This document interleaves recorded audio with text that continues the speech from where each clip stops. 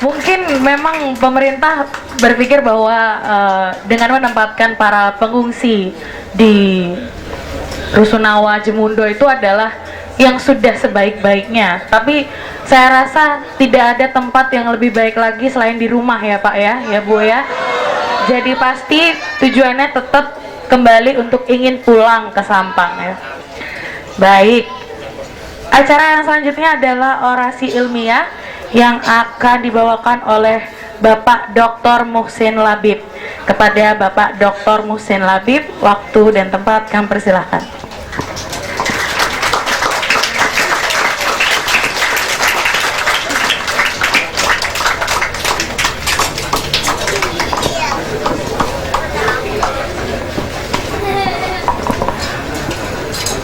Di atas ini? Iya, monggo. Senyamannya aja.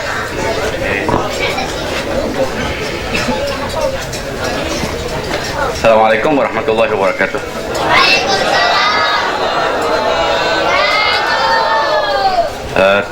Terima kasih kepada panitia yang meminta saya untuk berbicara di sini.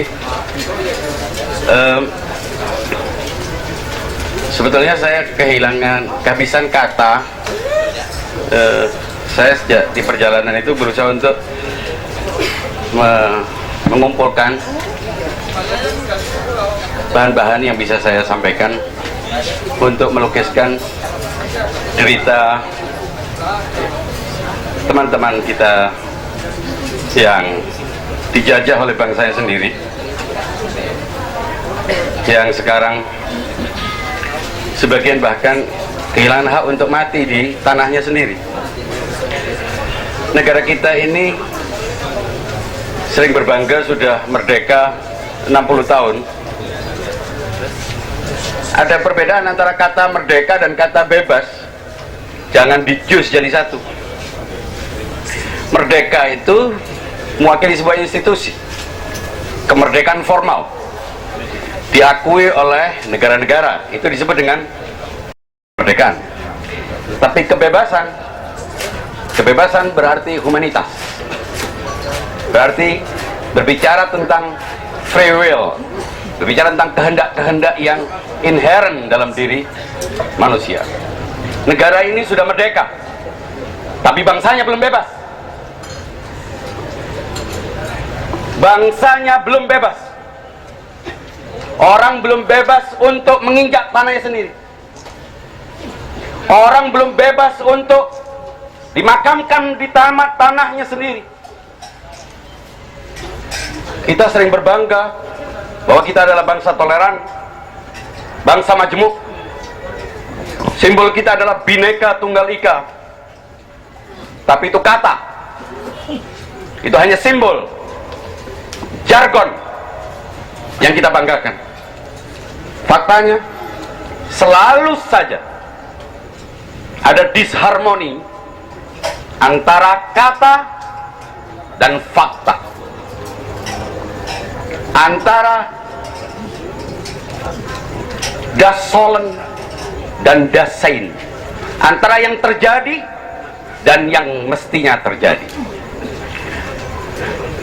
Kita melihat di Sampang itu deritanya tidak seperti derita-derita komunitas lain atau konflik-konflik yang lain. Di Poso itu korbannya ribuan orang, dan bisa diselesaikan. Di Kongo, Sierra Leone, negara-negara yang nyaris tidak ada kontrol, bisa diselesaikan. Sampang lebih khusus lagi, sebetulnya bukan Sampang, sebuah kecamatan, diperkecil lagi sebuah desa, diperkecil lagi sebuah dusun, diisi oleh orang-orang, segelintir orang yang polos, lugu, sebagian bahkan buta huruf, mohon maaf, tidak bisa berbahasa Indonesia. Sebagian adalah kuli-kuli petani, bukan pemilik tanah, bukan pemilik lahan. Orang-orang lugu, orang-orang yang tidak punya catatan apa-apa, mewakili yang bagian yang paling orisinal dari bangsa ini yang belum tersentuh oleh industri dan teknologi. bukan ancaman apapun. Mereka bahkan tidak tahu hak-hak sipilnya, tidak pernah mendapatkan edukasi, terabaikan, mewakili kelompok yang paling proletar dan gembel.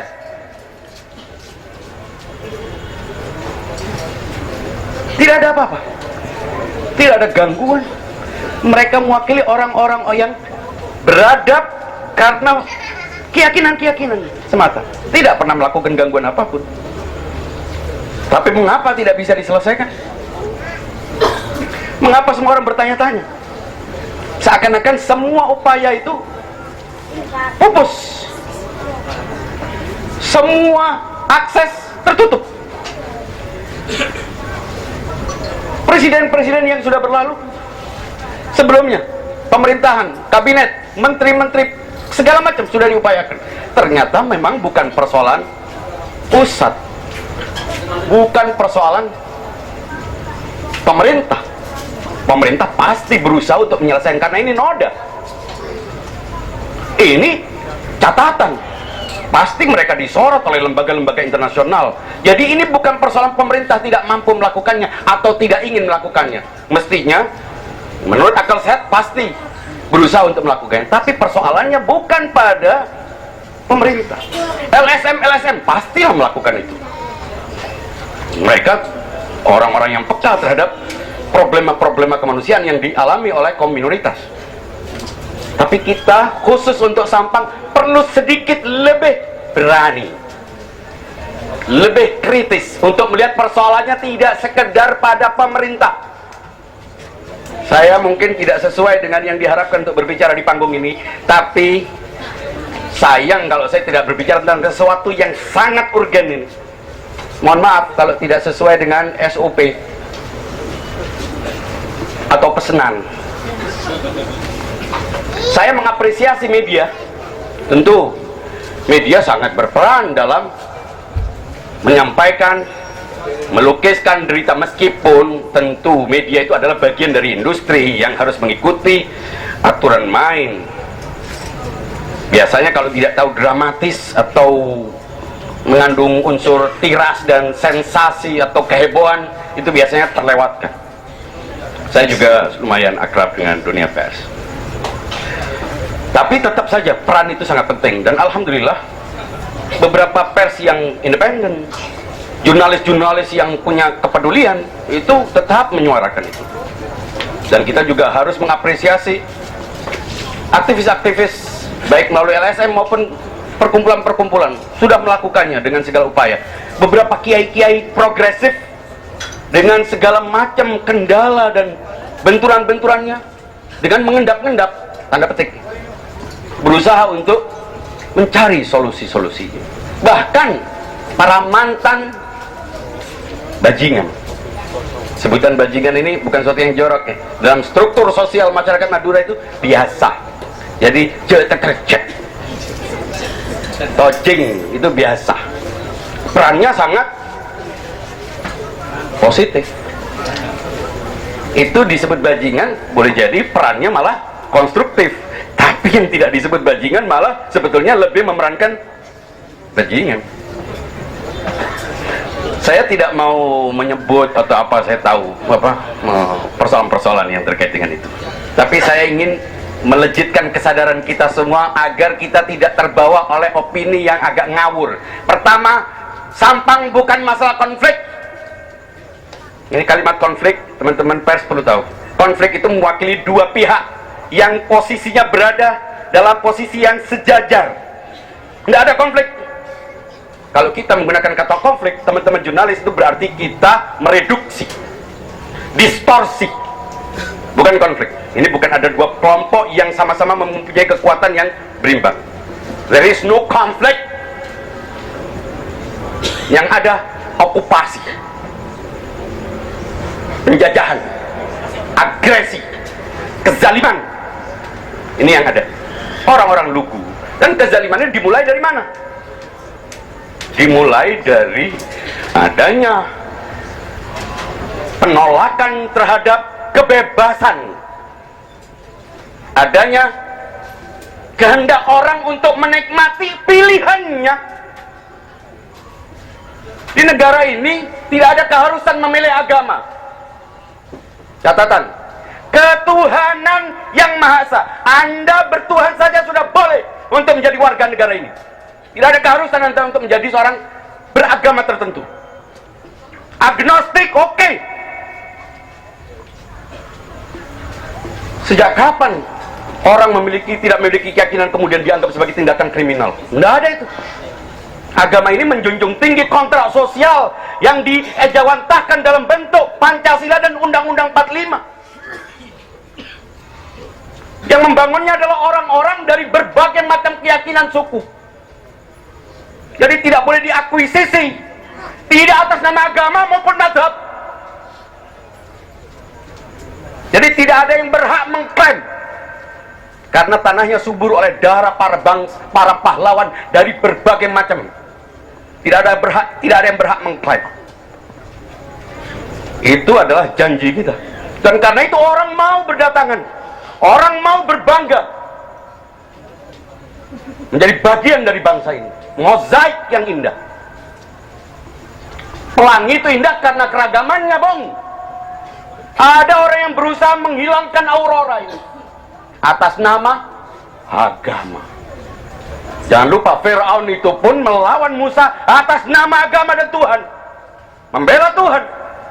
Namrud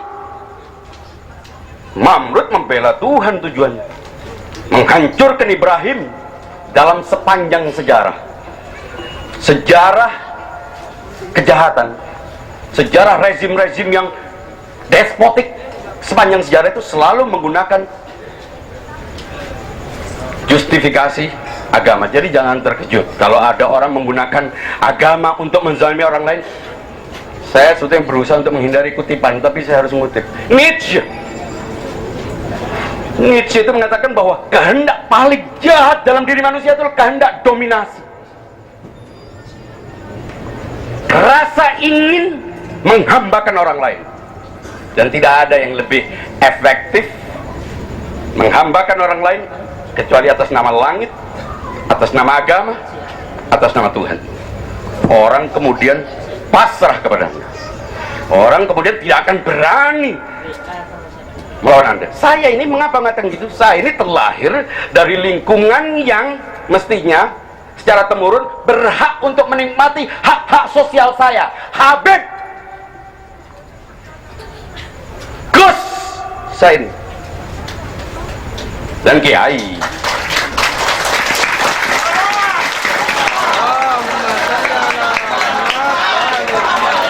Loh, saya ini kalau pakai jubah boleh tahan. Tapi saya sadar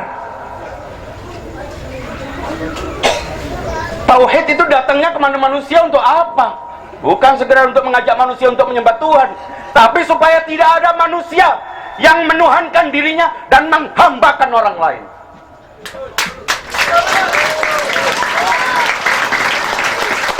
Agama tujuannya memerdekakan orang. Aneh kalau ada orang menggunakan agama justru merampas kebebasan orang lain. Loh, apa perlunya? Merampas kebebasan orang lain atas nama agama. Muhammad datang untuk membebaskan Bilal, bukan menjadikannya sebagai budak lagi atas nama agama. Kita berada di negara yang menjunjung